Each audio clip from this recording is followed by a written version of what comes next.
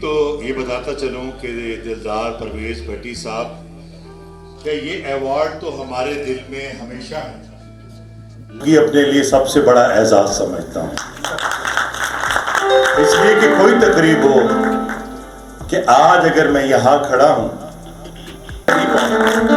یہ بڑے لوگ ہوتے ہیں جو کسی ایک چھوٹے فنکار کو اتنی حوصلہ افزائی کر دیں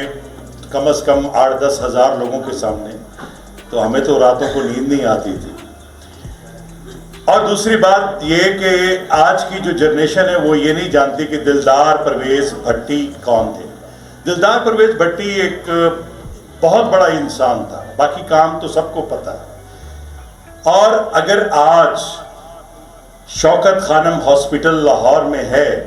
تو ان کی ایک ایک اینٹ میں دلدار پرویز بھٹی اور نصرت فتح علی خان صاحب کی ساری یادیں اور ان کی محبتیں شامل ہیں۔ اگر کوئی شوکت خانم ہاسپٹل کے لیے فنڈ میں 20 روپے کا بھی میسج کرتا ہے تو اس کا اجر لازمی دلدار پرویز بھٹی صاحب کو ضرور ملتا ہے، یہ میرا ایمان ہے۔ اور ایک بات، کیونکہ انڈسٹری کے لوگ بیٹھے ہیں، صحافی بھی بیٹھے ہیں، میں یہ ضرور کہنا چاہ رہا ہوں کہ کیا ہو گیا ہے ہمارے معزز اور بڑے پڑھے لکھے اور نامور لوگوں کو کہ اپنے ہی فنکاروں کے اوپر کیچڑ اچھال رہے ہیں، اپنے ہی فنکاروں کو برا بھلا کہتے ہیں، سوشل میڈیا میں تماشا بناتے ہیں۔ یہی بات تھی کہ جب نمبر 1 کی فائٹ شروع ہوئی ہماری فلم انڈسٹری میں، فلاں ہیروئن نمبر 1، فلاں ہیرو نمبر 1، اور زرد صحافت نے ہماری انڈسٹری برباد کی۔ اب ہمارے نامور لوگ خود سوشل میڈیا پہ بیٹھ کے ہماری معزز خواتین، ہماری کولیگ آرٹسٹوں کے بارے میں ایسی ایسی باتیں کرتے ہیں، تو اسے نہ ختم کریں خدارا۔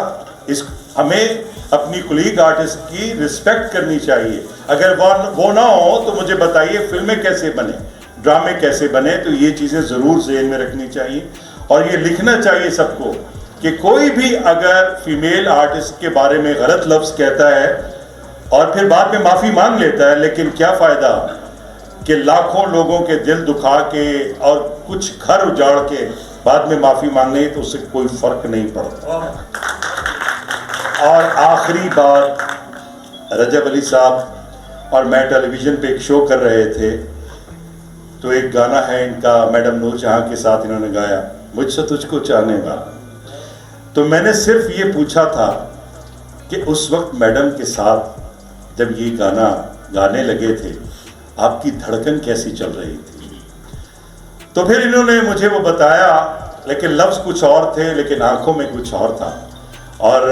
میں اس لمحے کے لیے ایک بار پھر تالی بجا، کیونکہ لائیو شو تھا، میں کچھ کہہ نہیں سکا۔ بہت خوبصورت جوڑی تھی نور جہاں اور